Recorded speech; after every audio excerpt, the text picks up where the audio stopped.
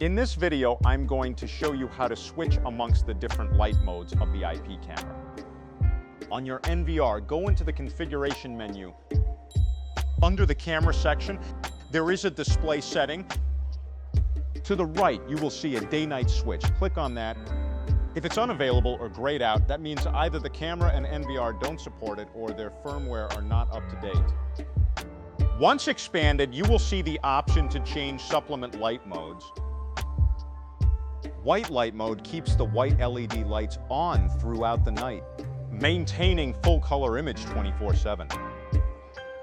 IR supplement light mode disables the white LEDs and only uses the infrared lights, resulting in a black and white image at night. Smart mode only turns on the white LEDs when activity is detected, otherwise it's black and white during nighttime. After you have made your choice, remember to hit apply to save the changes. That's it. Thanks for watching.